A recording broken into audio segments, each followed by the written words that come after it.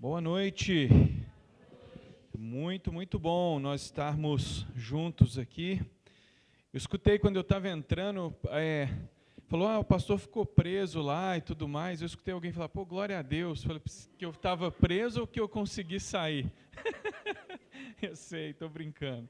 Muito bem. Eu queria compartilhar umas coisas importantes com você, começando por um texto que você já conhece, talvez de cor. João, capítulo 3, versículo 16.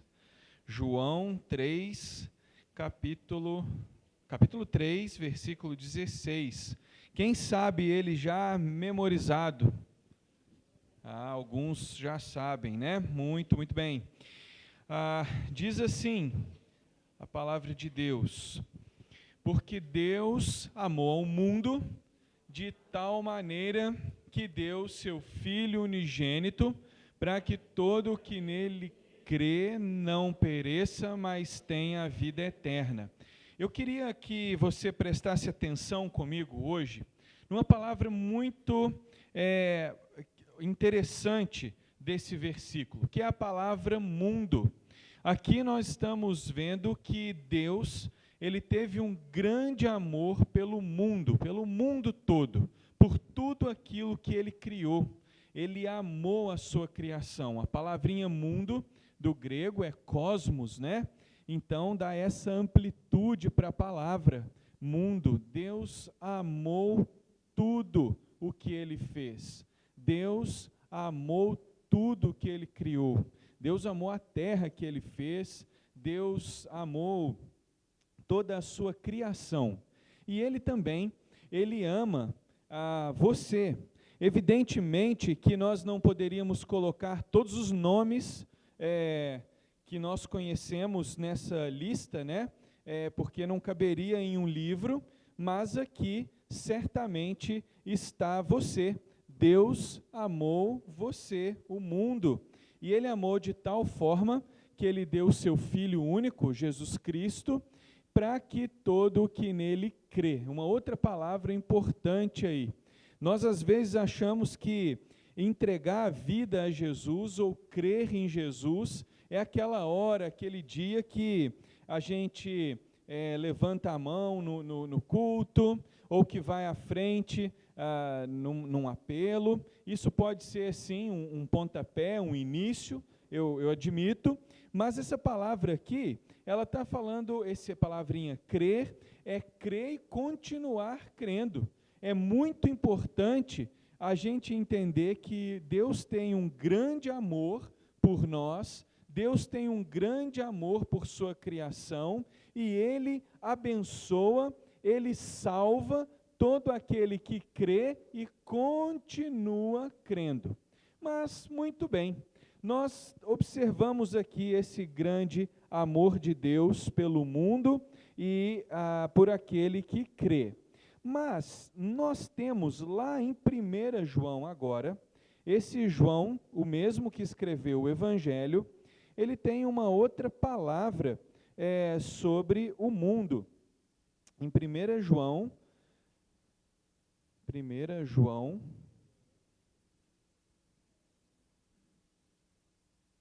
capítulo 2.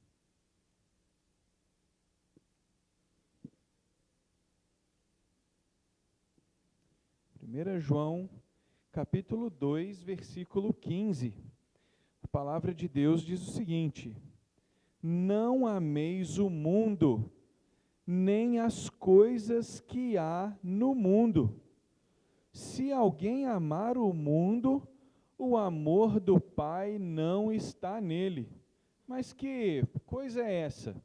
Primeiro Deus fala lá, a Bíblia diz que Deus amou o mundo.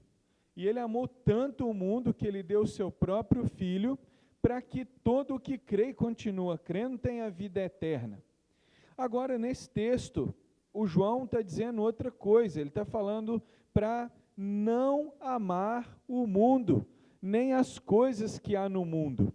Será que nós podemos dizer que há uma incoerência aqui Uma hora Deus fala que ama o mundo, e agora Ele está falando para você e eu não amarmos o mundo que Ele ama. É um pouco confuso isso, né? Não ameis o mundo, nem as coisas que há no mundo.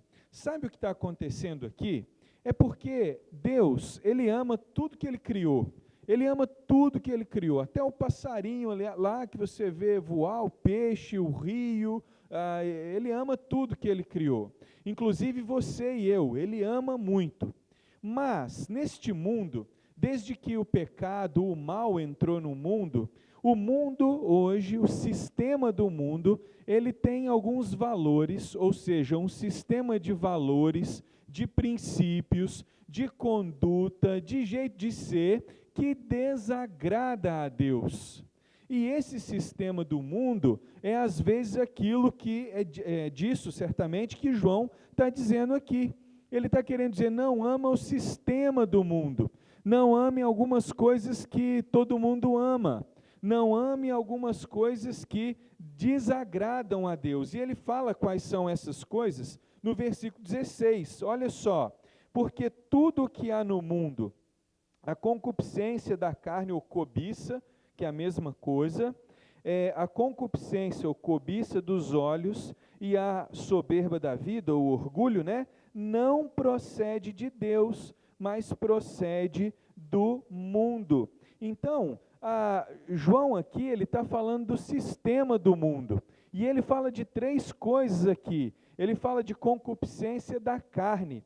A Bíblia fala que a carne é aquela propensão, aquele desejo, aquela intenção que muitas vezes nós temos de fazer aquilo que desagrada a Deus.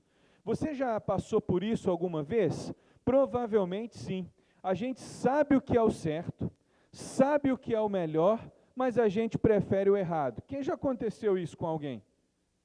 Ai, que medo, achei que era só comigo, estava preocupado.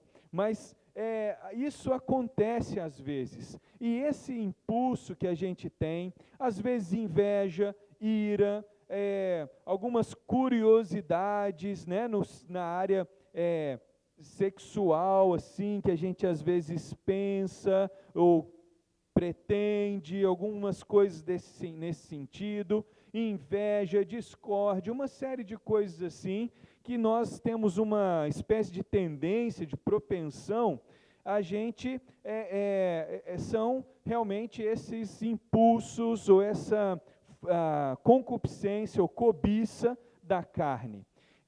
Eu me lembro, quando eu era criança, nós tínhamos, ao lado da minha casa, tinha um quintal de um vizinho, muito grande, com um monte de frutas.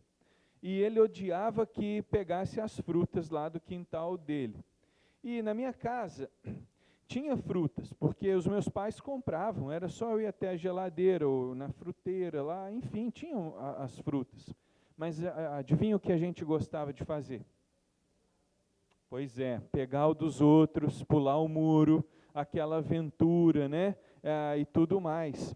Então, essas coisas são coisas que não são positivas, né, que a palavra está nos dizendo aqui. Depois nós vemos aqui sobre a concupiscência dos olhos. A concupiscência dos olhos é tudo aquilo que desagrada a Deus, que nós eventualmente possamos ver. É aquilo que os olhos às vezes perseguem, né? Às vezes tem ali uma coisa na TV, na internet, no YouTube, nos vídeos que nós recebemos, e coisas que não glorificam a Deus, coisas que não vão nos fazer bem, coisas que vão ficar o dia todo aqui, ó, na mente. Na hora que você deitar lá para dormir, aquela imagem, aquele vídeo, aquela cena, aquela coisa está aqui. E muitas vezes elas são negativas, destrutivas, ruins. Então é tudo aquilo que nós fazemos por meio dos olhos, que nós vimos e cobiçamos, né? O Jó, da Bíblia, ele falou, eu fiz aliança com os meus olhos, como, pois, os fixaria eu numa donzela? Quer dizer, ele não queria ficar olhando para a moça, olhando, a ponto de começar a pensar besteira sobre ela. Então, esse é um risco que às vezes nós também temos. Esse é o sistema do mundo que está aí ativando, né, a cobiça da carne, a cobiça dos olhos, e também fala aqui da soberba da vida, que é orgulho, né? Uma pessoa arrogante, uma pessoa cheia de si, uma pessoa que está egocêntrica, ela se acha boa demais, ela é a melhor de todas, e assim, o sistema do mundo, ele está acontecendo. Só que esse sistema, com esses valores diferentes da palavra de Deus, esse sistema não é bom. Se ele fosse bom, eu não precisava estar aqui hoje falando isso para você.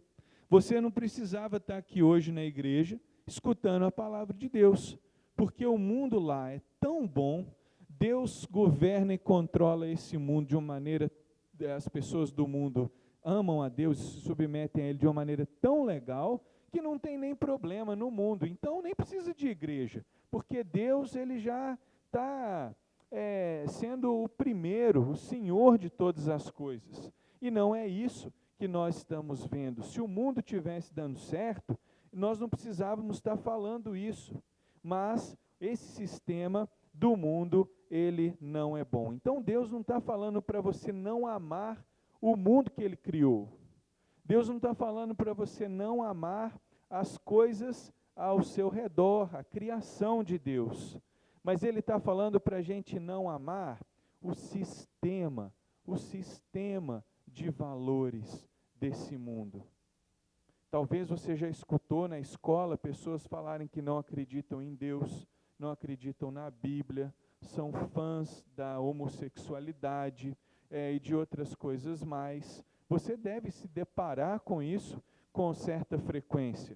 Isso é o que a Bíblia chama de sistema do mundo.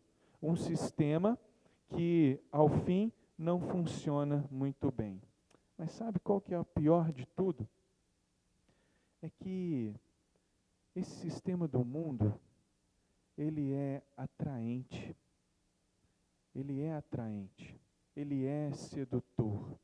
Ele apresenta ser bom. E no começo ele é bom, sim. Se o pecado fosse assim muito ruim no começo, ninguém pecava. Mas é porque ele se apresenta de uma maneira muito legal. Mas depois a coisa fica péssima, fica ruim. Eu quero contar para você uma história que talvez possa nos ajudar hoje, tá bom? A entender um pouco disso que eu compartilho com você. Existe na África uma espécie de macaco que os caçadores gostam muito de matar, de caçar. Só que ele é muito esperto, muito astuto mesmo, e é muito difícil e raro que as pessoas conseguirem pegar esse macaco. Muito difícil. O caçador que consegue, ele fica assim bem respeitado, né? Quando ele consegue matar um desses. Só que esse macaco, ele gosta demais de um tipo de amêndoa, de uma árvore lá.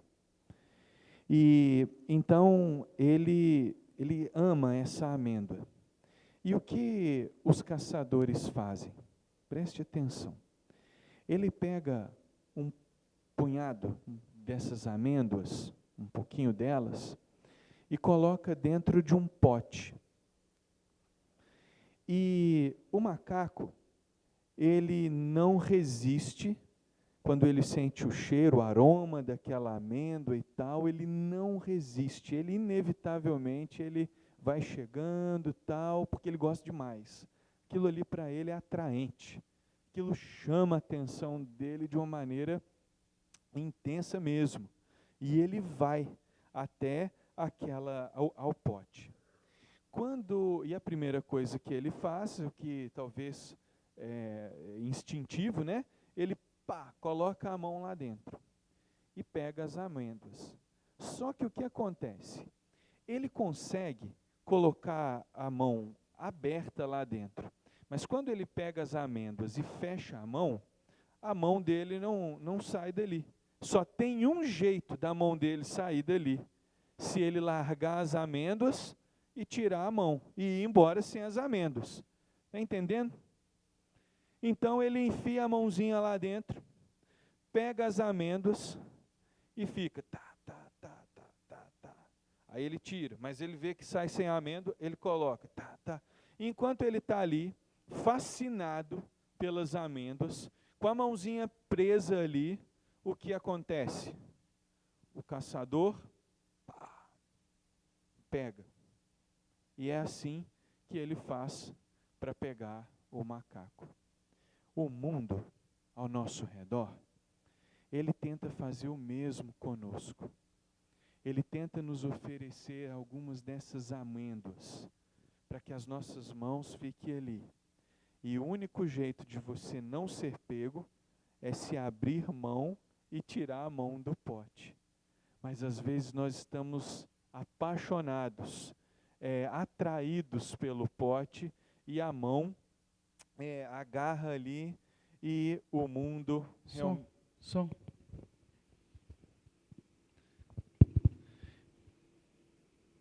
E o mundo, melhorou, né? E o mundo pega você. O diabo pega você. O sistema te enganou, né? E o mundo é esse pote. Você enfia a mão ali e não quer abrir mão daquelas coisas. Deixa eu fazer uma pergunta para você. Você precisa abrir mão do que hoje para servir a Deus melhor? Nós precisamos abandonar ou deixar qual amêndoa para a gente poder servir a Deus melhor? Uma outra ilustração também muito conhecida e que ilustra bem isso aqui é a pesca. Alguém já pescou aqui? Tem gente que nunca pescou aqui, Pescaria, gente. Poxa, tem o rio aqui e tal. Quando tinha peixe, né? Verdade. Isso aí a gente agradece a Vale. Mas muito bem. Então, pescar você sabe, mas você sabe como que funciona, né? A pescaria assim mais tradicional. Você pega o famoso anzol, que é aquela coisa assim, né? Com uma ponta muito afiada, e coloca uma isca no anzol, tampando o anzol ali, né? Você coloca, tem gente que põe minhoca, massinha, um monte de coisa assim, alguma coisa que seja atraente para o peixe. E deixa lá na água, né? O peixinho vem, olha para aquilo ali, que delícia, né? E sem pensar muito, ele morde a isca. Quando ele morde a isca, o pescador, mal sabe o peixe, que ali sua vida já se foi, né? O pescador puxa a vara, o anzol rasga o bichinho e ele vem para as mãos do pescador. Meus queridos, existem muitas iscas que o inimigo, o mundo, ele deixa para você. Elas parecem ótimas, saborosas, interessantíssimas. Você vai fazer, olha, nossa, que cheirinho bom, que legal. E quando você morde, o pescador fisga você, machuca. E você pode, com essa atitude, experimentar uma ruína, né? Muito grande. Então, a melhor coisa que você e eu poderíamos fazer nessa noite ou nas nossas vidas é amar o mundo que Deus criou e procurar ser influente na terra para a glória de Deus, certo? Mas não amar o sistema de valores e alguns dos princípios desse mundo. Porque muitos desses valores, desse sistema que parece tão atraente e legal, tão moderno, tão massa, todo mundo está fazendo, às vezes nada mais é do que uma isca para pegar você. E depois que pega, é problema. Então, se eu pudesse te dar um conselho hoje, eu te daria esse conselho, de não amar o sistema do mundo, nem as coisas que há no mundo, mas amar o mundo, a criação que Deus fez, como Ele amou, e ser influente nesse mundo para a glória de Deus. Eu ouvi essa mensagem que eu estou falando com você quando eu tinha exatamente, ou próximo talvez, da sua idade. Eu tinha 16 anos, quando eu escutei essa mensagem. E levei ela a sério, né? E teve muitas ocasiões em que iscas muito interessantes apareceram no caminho. Teve amêndoas ótimas e eu precisei abrir mão das amêndoas. Mas olhando para trás, eu tenho plena certeza de que valeu a pena e quero continuar atento para que nenhuma dessas coisas que a Bíblia chama de mundo, esse sistema, ele me domine, ele me fisgue como um anzol. E que seja assim com você também. Amém? Que Deus abençoe. Eu estou muito contente de vê-los, de saber que aqui existe uma mocidade assim, jovens que amam a Jesus. Amém? Vamos curvar a cabeça, fechar os olhos e entregar esse tempo nas mãos do Senhor. Pai Celestial, eu te agradeço muito por esse momento, pela preciosa iniciativa dessa irmandade em ter um culto específico para os adolescentes.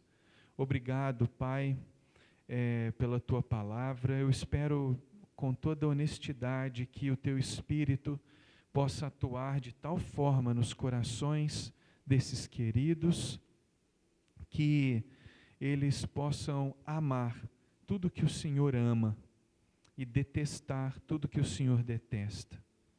Ajude-os a ter discernimento, sabedoria, para que nenhuma cobiça, seja ela dos olhos, da carne, seja ela a soberba, que nada disso derrube a esses jovens, mas que ao contrário, eles possam ir avante para o louvor da Tua glória, sendo influentes na terra, sendo jovens que realmente influenciam, que transformam, ao invés de serem influenciados. Que eles sejam bênção na escola, que eles sejam bênção na vizinhança, que eles sejam bênção na família, e que nenhuma armadilha do nosso inimigo fique desapercebido para eles. Que eles tenham discernimento, sabedoria, inteligência, para não serem fisgados como muitos lastimavelmente o são. Em nome de Cristo, eu imploro a Tua proteção sobre cada um. Amém. Amém. Muito obrigado. Prazer conhecê-los e poder compartilhar um pouquinho da palavra de Deus com você, tá bom?